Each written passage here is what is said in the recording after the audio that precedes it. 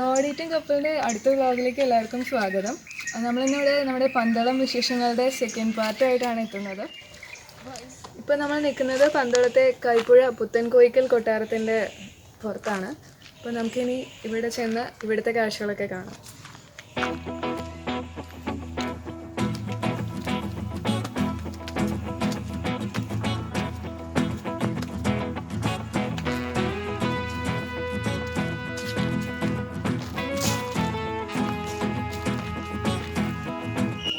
ഇത് പുത്തൻകോയിക്കൽ കൊട്ടാരം എന്ന് പറയും. പഴയ ഒരു പന്തളത്ത് രണ്ടാമത് പണിഞ്ഞ കൊട്ടാരമാണ്. ഇവിടെ 100 സ്ത്രീകൾ ഇവിടെ താമസിച്ചിരുന്നു. 100 കുടുംബാംഗങ്ങൾ താമസിച്ചിരുന്ന കൊട്ടാരമാണ്. സ്ത്രീകളാണ് ഇവിടെ കൂടുതൽ താമസിച്ചിരുന്നത്. പുരുഷന്മാരൊക്കെ പുഴയുടെ അക്കരെയുള്ള കൊട്ടാരത്തിലാണ്. മാത്രമല്ല ഈ കൊട്ടാരത്തിൽ വെച്ചാണ് വലിയ തമ്പുരാട്ടി രാജപ്രതിനിധിക്ക് ഉടവാൾ നൽകി ഭസ്മം നൽകി അനുഗ്രഹിച്ച് ഇവിടുന്ന് ഒരു അന്നദാനം കൊടുത്ത ശേഷമാണ് ഇവിടുന്ന് പോകുന്നത്. തിരുവാഭരണ ഘോഷയാത്രയുടെ അന്ന് ജനുവരി 13-ാം തീയതി ചോണേ അതൊരു ഇവിടെ വെച്ചാണ് വലിയ ഒരു സൽക്കാരമൊക്കെ കൊടുത്ത് അനുഗ്രഹിച്ച് വിടുകയാണ്. രാജപ്രതിനിധി നമസ്കരിച്ച് ഉടവാട് അവരെ വലിയ തമ്പുരാട്ടിയുടെ നിന്ന് വാങ്ങി ഇവിടുന്ന് പോകുന്നു, മല ചവിട്ടി ഇറങ്ങുന്നത്. നമ്മളിനി അയ്യപ്പൻ കുളിച്ചു എന്നിവിടെ വിശ്വസിക്കപ്പെടുന്ന ഒരു കുളമുണ്ട്. അത് ഈ കൊട്ടാരത്തിന് കുറച്ച് താഴേക്ക് ഇറങ്ങിയിട്ടാണ്. അപ്പം അത് കാണാനാണ് പോകുന്നത്.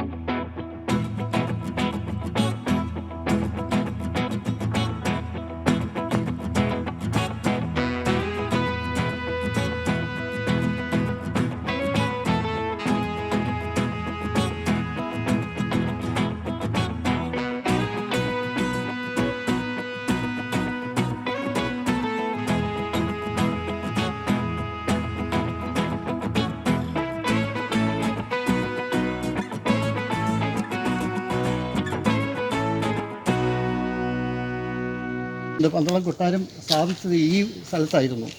അതൊരു 16 കെട്ട് ആയിരുന്നു. അതിൻ്റെ തേവാരത്തിൽ ഉള്ള തേവാരം ആ ഒരു റൂം ഒഴിച്ച് ബാക്കിയെല്ലാം കത്തിപ്പോയി. ശബരിമല തീ പിടിക്കുന്ന സമയത്ത് ഇവിടെയും തീ പിടിച്ചു എന്നാണ്. ചന്ദനം, അതെ, അത് ചന്ദനത്തിൻ്റെ സ്മെല്ലായിരുന്നു ഇത് കത്തിയപ്പോൾ. ചന്ദനം. ഇപ്പോൾ അതിനുശേഷം ആ സ്ഥാനത്ത് ഒരു മധുര മീനാക്ഷി നമ്മുടെ പരദേവതയെ സങ്കല്പിച്ച് ഇവിടെ ഒരു അമ്പലം ഉണ്ടാക്കിയിരിക്കുന്നതാണ്. അപ്പോൾ അതിൻ്റെ ശിലയിൽ എഴുതി വെച്ചിട്ടുണ്ട് അത് റിപ്പയർ ചെയ്യാൻ. മണ്ണടി ഭഗവതി തേവാരം. മണ്ണടി ഭഗവതി എന്ന് പറഞ്ഞാൽ നമുക്ക് മധുര മീനാക്ഷിയാണ്.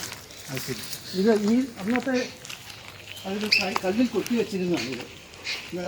ഇത് കല്ലിൽ കൊത്തി വെച്ചതുണ്ട്, ഇവിടെ മലയാളത്തിൽ എഴുതിയിട്ടുണ്ട്. പണ്ട് കൊത്തിവെച്ച ആ കല്ല് വെച്ചതാണ്. ഇവിടെ ഉണ്ടായിരുന്ന പഴയ ബിൽഡിങ് പണിഞ്ഞ് റിപ്പയർ ചെയ്തിൻ്റെ. അത് ശരിക്കും ഇപ്പോൾ മധുര മീനാക്ഷിയുടെ മോഡൽ അല്ലെങ്കിലും കേരള സ്റ്റൈലായിട്ടുള്ള ഒരു അമ്പലമാണ്. നമ്മുടെ കൊടി ഇന്ന് തേവാരമാണ് ഇവിടെ ഉണ്ട്. കേരള നമ്മുടെ തമ്പുരാൻ അന്ന് പണി കഴിപ്പിച്ചത്. ഇവിടെ പണി കഴിപ്പിച്ചതെന്ന് എഴുതിയിട്ടുണ്ട്. ഇപ്പോൾ അത് അന്നത്തെ റിപ്പയർ ചെയ്തതിൻ്റെയാണ്. ഒരു വർഷമൊക്കെ ഉണ്ട് അതിനകത്ത്. ആ കല്ല് ഇവിടെ വെച്ചേക്കുക പോവാതെ. അത് ശരിക്കും ചോപ്പ് വെച്ചതെല്ലാം ചെന്നല്ല തെളിയും. ഇവിടെ ഇവിടെ എഴുതിയിട്ടുണ്ട്, കണ്ടോ? ചൂടുണ്ട് കേട്ടോ. പക്ഷെ പഴുത്ത് കിടക്കുക കരിക്കില്ല.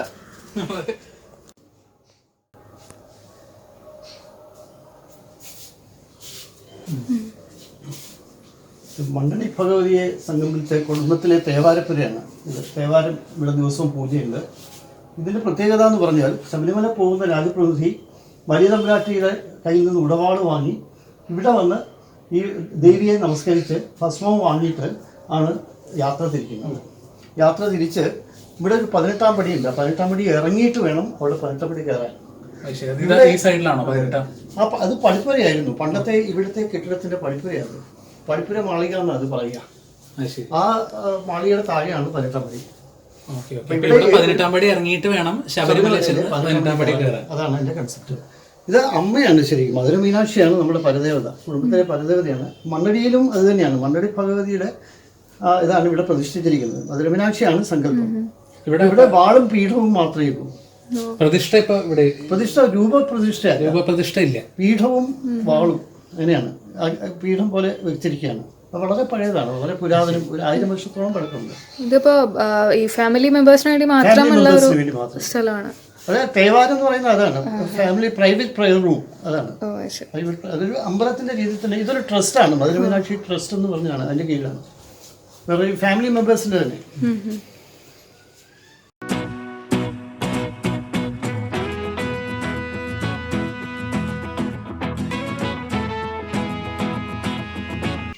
അപ്പോൾ ഇന്ന് ഞങ്ങളിപ്പോൾ നിൽക്കുന്നത് ഗുരുനാഥൻ മുകുടി എന്ന ക്ഷേത്രത്തിലാണ്. ഇത് കൈപ്പുഴയിലാണ്, പന്തളത്തിനടുത്ത് കൈപ്പുഴ എന്ന് പറയുന്ന സ്ഥലത്താണ്. അപ്പം ഈ അമ്പലത്തിൻ്റെ പ്രത്യേകതയും കാര്യങ്ങളൊക്കെ നമുക്ക് ഇവിടെ ഇവരുടെ ഒരു കുടുംബാംഗം, രാജകൊട്ടാരത്തിലെ കുടുംബാംഗത്തിനോട് തന്നെ ചോദിച്ചറിയാം. മാത്രമല്ല ഞങ്ങളുടെ വല്യച്ഛനും കൂടിയാണ്. അപ്പം ഈ അമ്പലത്തിൻ്റെ പ്രത്യേകത എന്താണെന്ന് പറയാം. എന്താ വെച്ചാൽ അയ്യപ്പൻ്റെ ബാല്യകാലം ഇവിടെ ആയിരുന്നല്ലോ. അപ്പോൾ ബാല്യകാലത്ത് വിദ്യാഭ്യാസം വേണം. അപ്പോൾ ആ വിദ്യാഭ്യാസം നടന്ന സ്ഥലമാണ് ഇത്. അതുകൊണ്ടാണ് ഗുരുനാഥൻ മുകുടി, ഗുരുവിൻ്റെ സ്ഥാനമാണ്. ഇന്നും എന്താണെന്ന് വെച്ചാൽ നമ്മുടെ അയ്യപ്പൻ്റെ അമ്പലത്തിൽ ഊട്ടുപുര കണ്ടിട്ടില്ലേ? അമ്പലം നട തുറന്നു കഴിഞ്ഞാൽ ആ ഊട്ടുപുരയുടെ കിഴക്കേ വാതിൽ തുറന്നു കിടക്കും. എന്താണെന്ന് വെച്ചാൽ അയ്യപ്പന് ഗുരുവിൻ്റെ സ്ഥാനം കാണണം എന്നാണ് ഐതിഹ്യം. അത് മാത്രമല്ല, കേരളത്തിലെ ഏക ഗുരുവിൻ്റെ ഒരു ക്ഷേത്രമുള്ളത് ഇവിടെ മാത്രമേ ഉള്ളൂ. ഈ അമ്പലം ദേവസ്വം ബോർഡിന്റെ അങ്ങനെ എന്തെങ്കിലും കീഴിലാണോ? അല്ല, ഇത് ദേവസ്വം ബോർഡിൻ്റെ അല്ല, കരക്കാര് നടത്തുന്നതാണ്. ഇപ്പോൾ അവരുടെ ഉത്സാഹത്തിൽ പുനരുദ്ധാരണം നടന്നുകൊണ്ടിരിക്കുകയാണ്. നമുക്ക് കാണാമല്ലോ. റിനോവേഷൻ നടന്നുകൊണ്ടിരിക്കുകയാണ്. അപ്പോൾ നാട്ടുകാരെ അകമഴിഞ്ഞ് സഹായിക്കുന്നുണ്ടെന്നാണ് കേൾക്കുന്നത്.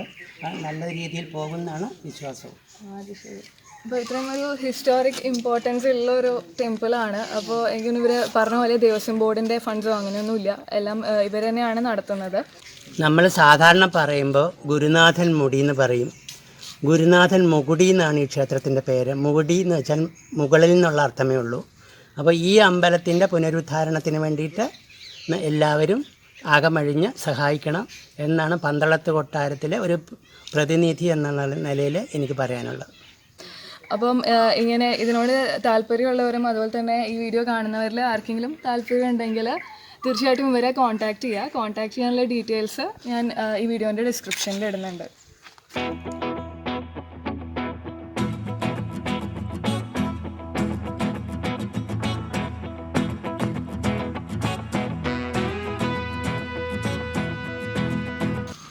നമ്മളിപ്പോൾ പുലിക്കുന്ന് ധർമ്മശാസ്താവ് അമ്പലത്തിലേക്കാണ് പോകുന്നത്. അപ്പോൾ ഇത് നല്ലൊരു കയറ്റാണ്.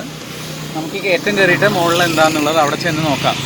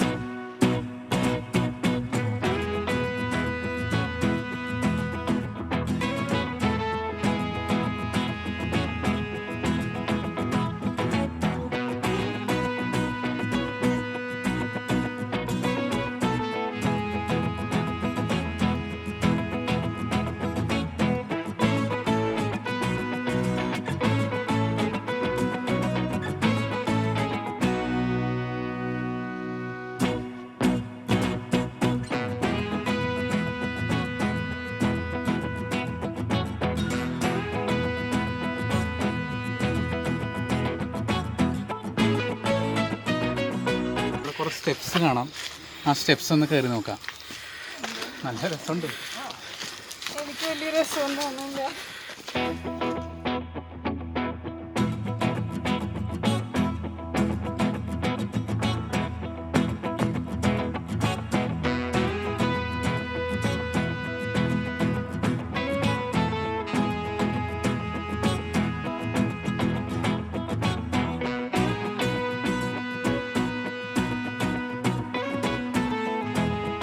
ഞാൻ നേരത്തെ പറഞ്ഞ സ്റ്റെപ്സ് ഇതാണ്. 40-45 സ്റ്റെപ്സ് ഉണ്ട്. ഒന്ന് കയറാം. ഇത് നല്ലൊരു എക്സസൈസാണ്. നല്ല എലിവേഷൻ ഗെയിനും ഉണ്ട്.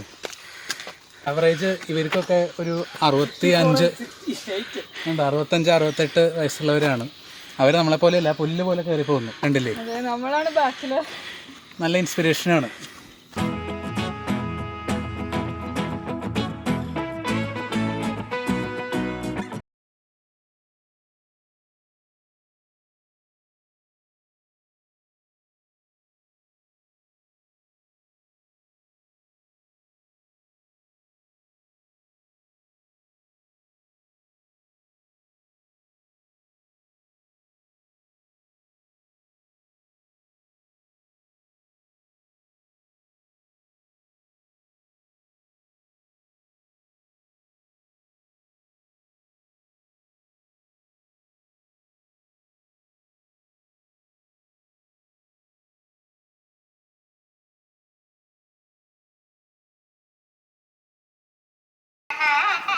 അപ്പോൾ നമ്മൾ ആ അമ്പലത്തിലെ മുകളിൽ കയറ്റം കയറി വന്നു.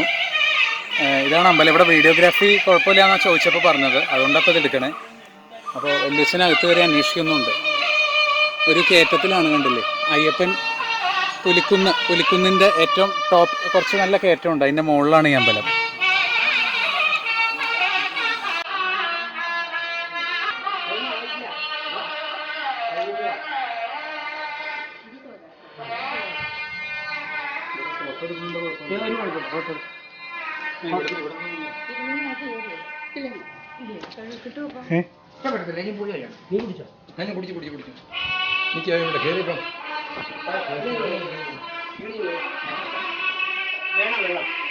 വെള്ളം കുടിച്ച് വണ്ടിയിലുണ്ടായിരുന്നു.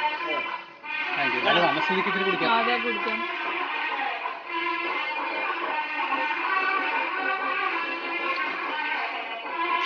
നല്ല പ്രകൃതി രമണീയമായിട്ടുള്ള സ്ഥലമാണിത്.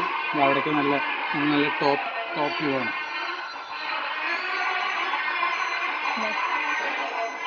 ഇരിക്കാനിവിടെ ചെയറൊക്കെ ഉണ്ട്. പഴയ തരം സ്ലാബല്ലേ, ഇതെന്താ ഗ്രാനൈറ്റ്.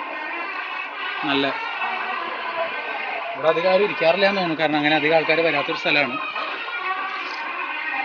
ഇതാണ് അമ്പലത്തിൻ്റെ ഇവിടെ നിന്നുള്ളൊരു